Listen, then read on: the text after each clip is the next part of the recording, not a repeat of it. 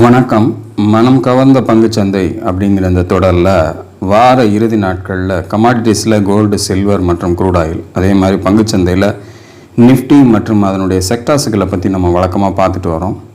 இந்த வாரம் எப்படி செயல்பட்டது, அடுத்த வாரம் எப்படி செயல்பட வாய்ப்புகள் இருக்குது அப்படிங்கிறத நம்ம ஒவ்வொரு வாரமாக பார்த்துட்டு வரோம். இந்த வாரம் அப்படி பார்ப்பதற்கு முன்னாடி புதிதாக இணைந்துள்ள அத்தனை நல்ல உள்ளங்களுக்கும் என்னுடைய மனமார்ந்த நன்றிகள். உங்களுடைய லைக்ஸ், கமெண்ட்ஸ் மற்றும் சப்ஸ்கிரிப்ஷன் மூலயமா நீங்கள் கொடுத்துட்டு வர்ற ஆதரவுக்கு மிக்க நன்றி. வழக்கம் போலவே முதல்ல கமாடிட்டிஸ்லேருந்து ஆரம்பித்து பார்க்கலாம். அதில் கோல்டு இந்த வாரம் வெள்ளிக்கிழமை இரவு 10:30 மணி அளவில் $2622 ட்ரேடிங் போய்கிட்டு இருக்குது. 2625 அப்படிங்கிறது தான் இப்போ அதனுடைய உச்சம். கிட்டத்தட்ட அந்த உச்சத்தை நெருங்கி தான் அது ட்ரேடிங்கில் போய்கிட்டு இருக்கு.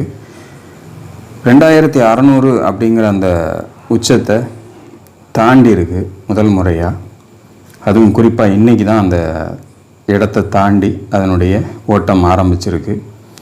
இதனுடைய அடுத்த கட்டமாக இதனுடைய லெவல் அப்படின்னு வரும்போது நம்ம போன வாரமே கொடுத்துட்டோம், 2699 அப்படிங்கிற மாதிரி. அந்த 2699 கட் பண்ணி மேலே போச்சு அப்படின்னா 2830 வரைக்கும் அடுத்த கட்டமாக இதனுடைய போக்கு இருக்கலாம் அப்படின்னு எதிர்பார்க்குறேன். ஸோ அப்படிப்பட்ட ஒரு உச்சத்தை தொடர்றதுக்கு கோல்டு முயற்சி செய்தால் வரக்கூடிய வாரங்களில் அப்படிங்கிறத நம்ம வெயிட் பண்ணி பார்ப்போம். தொடர்ந்து இதனுடைய போக்கை கண்காணிச்சுக்கிட்டே இருப்போம். அடுத்து சில்வர் பார்ப்போம். சில்வர் 31.24 அப்படிங்கிற லெவலில் இப்போ இரவு ட்ரேடிங் நடந்துக்கிட்டு இருக்குது. கிட்டத்தட்ட இதுவும் ஒரு முக்கியமான உச்சத்தை நெருங்கிக்கிட்டு இருக்குது. 32.10 தான் நம்மளுடைய அடுத்த லெவலை நம்ம போட்டிருக்கோம். கிட்டத்தட்ட அந்த லெவலை நோக்கி தான் அது நெருங்கி வந்துட்டுருக்கிறத நம்ம பார்க்க முடியுது. ஒருவேளை அதை வேகமாக வரக்கூடிய வாரங்களில் கடக்கக்கூடிய சந்தர்ப்பம் ஏற்பட்டால், நான் போன வாரமே அந்த லெவலை கொடுத்துருந்தேன் 35.90 அப்படிங்கிறது.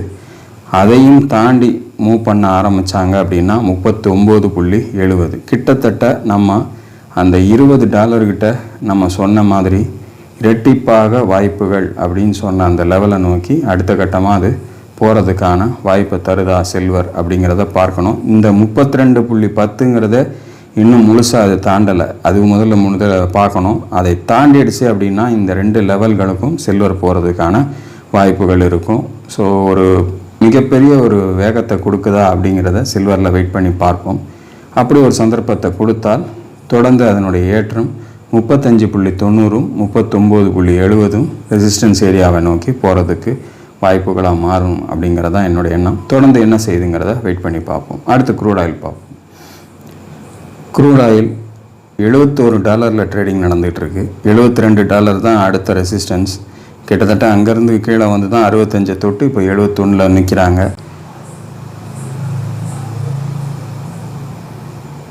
ஒருவேளை அடுத்த கட்டமாக அந்த 72 தாண்டிட்டாங்க அப்படின்னா மீண்டும் 72 தாண்டிட்டா 78, 82 இந்த மாதிரி ரேஞ்சஸ் எல்லாம் வந்து அடுத்தடுத்து போகிறதுக்கு வாய்ப்புகளாக மாறலாம்.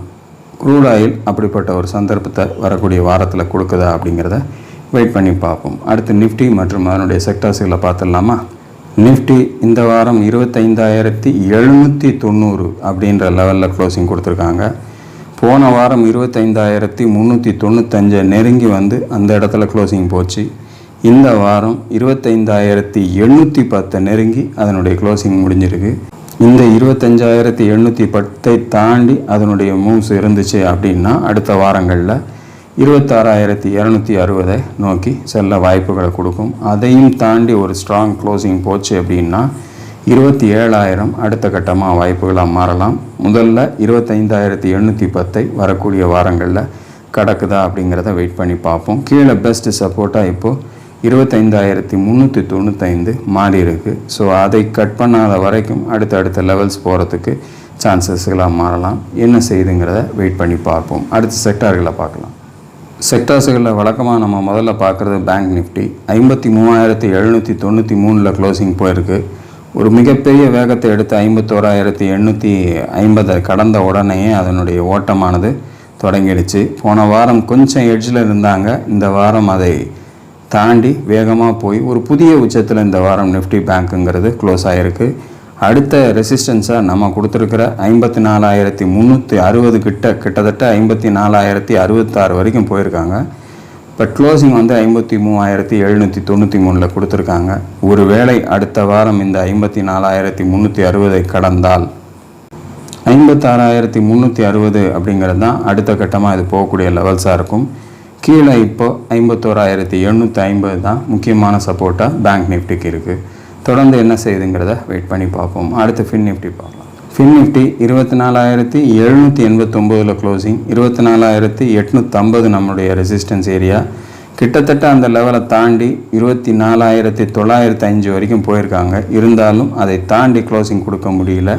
இருந்தாலும் அதை தாண்டி அடுத்த கட்டங்கள் அது மேலே போகும்போது இது 26,200 அப்படிங்கிறது அடுத்த லெவலாக ஃபின் நிஃப்டியில் இருக்கும் அப்படின்னு எதிர்பார்க்குறேன். அப்படிப்பட்ட ஒரு வாய்ப்பை அடுத்த வாரம் ஃபின் நிஃப்டி தருதா அப்படிங்கிறத வெயிட் பண்ணி பார்ப்போம். அடுத்த செக்டர் பார்ப்போம். நிஃப்டி ஐடி கிட்டத்தட்ட பேங்கிங் செக்டர் எப்படி மேலே போச்சோ அதுக்கு ஆப்போசிட்டாக ஐடி செக்டர் கீழே வந்துக்கிட்டு இருக்கிறத நம்ம பார்க்க முடியுது. போன வாரம் ஒரு மிகப்பெரிய ஏற்றத்தை கொடுத்து 43,590 வரைக்கும் போய் தொட்டாங்க. அந்த ரெசிஸ்டன்ஸ் ஏரியாவை தாண்ட முடியல. அதை இந்த வாரம் கடக்க முடியாமல் அங்கிருந்து பதறி கீழே வந்து 42,510 கீழே வந்து இந்த வாரம் 42,204 க்ளோசிங் கொடுத்துருக்காங்க. ஸோ அதில் ஒரு சின்ன ப்ராஃபிட் புக்கிங் வந்திருக்கிறத நம்ம பார்க்க முடியுது. தொடர்ந்து வலிமையாக 41,500 கட் பண்ணி கீழே வந்துச்சு அப்படின்னா 40,750 தான் முக்கியமான சப்போர்ட். ஸோ அதை உடைக்காமல் இருக்கிற வரைக்கும் நமக்கு கொஞ்சம் கீழே வருவதில் சிரமம் இருக்கும். உடைச்சிட்டாங்க அப்படின்னா கொஞ்சம் ஜாக்கிரதையாகவே ஐடி செக்டர்ஸில் இருக்கிறது நல்லது. தொடர்ந்து வரக்கூடிய வாரத்தில் என்ன செய்யுதுங்கிறத வெயிட் பண்ணி பார்ப்போம். அடுத்த செக்டர் நிஃப்டி பார்மா 23,005, அதாவது கிட்டத்தட்ட 23,000 க்ளோசிங் போயிருக்கு. 23,100க்கு கீழே கொண்டு வந்து இதை முடிச்சிருக்காங்க. கிட்டத்தட்ட போன வாரம் இந்த 23,100 கடக்கிறது ஒரு மிகப்பெரிய வேலையாக எடுத்து கடந்து போயிடுச்சு. இருந்தாலும் 23,573க்கு மேலே தாண்டலை. அதற்கு கீழே வந்து இந்த வாரம் இதுலேயும் ஒரு ப்ராஃபிட் புக்கிங்கோட இந்த பர்டிகுலர் இண்டெக்ஸும் இறங்கி இருக்கிறத நம்ம பார்க்க முடியுது. ஸோ தொடர்ந்து 22,695 கீழே போயிடுச்சு அப்படின்னா இந்த பர்டிகுலர் செக்டார்லேயும் ஒரு வீக்னஸ் வரத்துக்கு வாய்ப்புகளாக மாறிடலாம். அடுத்த செக்டார் நிஃப்டி எஃப்எம்சிஜி 65,870 க்ளோசிங் போயிருக்கு. ஒரு புதிய உச்சம், மிகப்பெரிய உச்சத்தை அடைஞ்சிருக்கு. 66,550 அடுத்த லெவலாக நான் பார்க்குறேன். ஸோ கீழே சப்போர்ட்டுன்னு பார்த்தீங்கன்னா 64,500 ஒரு இன்ட்ரீம் சப்போர்ட் இருக்குது. அதை தாண்டி கீழே வரும்போது 63,580 அப்படிங்கிறது தான் முக்கியமான சப்போர்ட்டுகளாக இருக்கும். 66,550 அடுத்த வாரம் கடக்குதா அப்படிங்கிறத வெயிட் பண்ணி பார்ப்போம். அடுத்த செக்டார் நிஃப்டி ஆட்டோ 26,400 அப்படிங்கிற அந்த லெவலுக்கு நெருக்கத்தில் 26,394 க்ளோசிங் போயிருக்கு. ஒரு மிகப்பெரிய ஏற்றத்தை கொடுத்து தான் போயிருக்கு. இப்போ பார்த்த இந்த பர்டிகுலர் செக்டார்ஸ்லேயே இதுவும் வந்து ஒரு நல்ல ஒரு அடித்தளத்திலேருந்து மேலே போன ஒரு செக்டாராக பர்டிகுலராக நம்ம பார்க்க முடியுது. ஸோ 26,400 அடுத்த வாரம் ஸ்ட்ராங்காக கிராஸ் பண்ணி க்ளோசிங் போச்சு அப்படின்னா 26,940ங்கிறத அடுத்த லெவலாக இருக்குது. ஸோ அதை நோக்கி நிஃப்டி ஆட்டோ பயணம் இருக்கான்னு பார்ப்போம். நல்ல சப்போர்ட்டாக 26,040 அப்படிங்கிறது நிஃப்டி ஆட்டோவுக்கு இருக்குது. வரக்கூடிய வாரத்தில் என்ன செய்யுது அப்படிங்கிறத வெயிட் பண்ணி பார்ப்போம். அடுத்த செக்டர் நிஃப்டி ரியாலிட்டி, இதுலேயும் ஒரு மிகப்பெரிய ஏற்றத்தை கொடுத்து 1040 கிட்ட சுற்றிக்கிட்டு இருந்த இந்த பர்டிகுலர் செக்டார் ஒரு மிகப்பெரிய ஒரு மூமெண்ட்டை கொடுத்து 1100 தாண்டி க்ளோசிங் கொடுத்துருக்காங்க. 1114 வரைக்கும் இந்த வாரம் அதனுடைய உச்சம் போயிருக்கு. 1120 தான் நம்மளுடைய ரெசிஸ்டன்ஸ் லெவல். அதை அடுத்த வாரம் கடக்கக்கூடிய வாய்ப்பு ஏற்பட்டுச்சு அப்படின்னா 1180 அப்படிங்கிறது அடுத்த கட்டமாக இது போகக்கூடிய லெவலாக இருக்கும். ஸோ வாட்ச் பண்ணுங்கள். நல்ல ஒரு மூமெண்ட் கிடச்சிதுன்னா தொடர்ந்து ரியாலிட்டியில் நெக்ஸ்ட்டு நம்மளுடைய இன்வெஸ்ட்மெண்ட்ஸ் கண்டினியூ பண்ணுறதுக்கு வாய்ப்புகளாக இருக்கும். அடுத்த செக்டர் நிஃப்டி மெட்டல், இன்னமும் அந்த ட்ரெண்ட் லைனை விட்டு அதனுடைய மூமெண்ட் பெருசாக போகலை. 9,404 தான் க்ளோசிங் இருக்குது. கொஞ்சம் அதை ஒரு புஷ் பண்ணி அப்படி மேலே போக ஆரம்பிச்சதுன்னா 9,805 நோக்கி போகிறதுக்கான வாய்ப்புகளாக இருக்கும். ஒருவேளை இந்த ட்ரெண்ட் லைனை கட் பண்ணி கீழே வந்துருச்சு அப்படின்னா மறுபடியும் 8,950 கட் பண்ணுறதுக்கு வாய்ப்புகளாக மாறிடலாம். ஸோ 2 பக்கமும் வாய்ப்புகள் இருக்குது. மேலே போகக்கூடிய சந்தர்ப்பம் ஏற்பட்டு 9500 தாண்டி போகும்போது அதில் ஒரு விறுவிறுப்பு ஏற்படுறதுக்கு வாய்ப்புகளாக இருக்கும். என்ன செய்து மெட்டல் அப்படிங்கிறத வரக்கூடிய வாரத்தில் வெயிட் பண்ணி பார்ப்போம். அடுத்த sector Nifty oil and gas 12650 cut பண்ணி இந்த வாரம் க்ளோசிங் போயிடுச்சு. தொடர்ந்து இறங்கு முகமாக இருக்கக்கூடிய ஒரு பர்டிகுலர் செக்டராக இப்போ இருந்துக்கிட்டு இருக்குது. கொஞ்சம் வீக்னஸ் அதிகமாகவே இருக்குது. அடுத்து 12000 தான் ஒரு முக்கியமான சப்போர்ட்டாக இருக்கும். ஸோ இந்த வாரம் அதை நோக்கி அதனுடைய பயணம் இருக்கா, இல்லை 12650 இந்த இடத்துல இருந்தே கட் பண்ணி மேலே போகிறதுக்கு முயற்சி செய்தா அப்படிங்கிறத வரக்கூடிய வாரத்தில் வெயிட் பண்ணி பார்ப்போம். இன்னும் கீழே வரும்போது நம்ம அந்த சப்போர்ட் ஏரியா எங்கே சப்போர்ட் கரெக்டாக எடுக்குதுங்கிறத வாட்ச் பண்ணுங்கள். இறங்குறதுங்கிறது ஒரு பையிங் ஆப்பர்ச்சுனிட்டி. ஸோ அப்படிப்பட்ட ஒரு சரியான போக்கை கரெக்டாக எந்த இடத்துல வந்து கொடுக்குதோ அந்த இடத்துல இந்த பர்டிகுலர் செக்டார் ஸ்டாக்ஸில் நம்ம இன்வெஸ்ட் பண்ணுறதுக்கு வாய்ப்புகளை எடுக்கலாம் அப்படிங்கிற மாதிரி தான் நான் சொல்லுவேன். ஸோ அந்த வகையில் இப்போ 12000 நோக்கி வந்து அதையும் கட் பண்ணாமல் இருந்துச்சுன்னா மட்டும்தான் நமக்கு அடுத்த கட்டமாக அது திரும்பி மேலே போகிறதுக்கு வாய்ப்புகள்.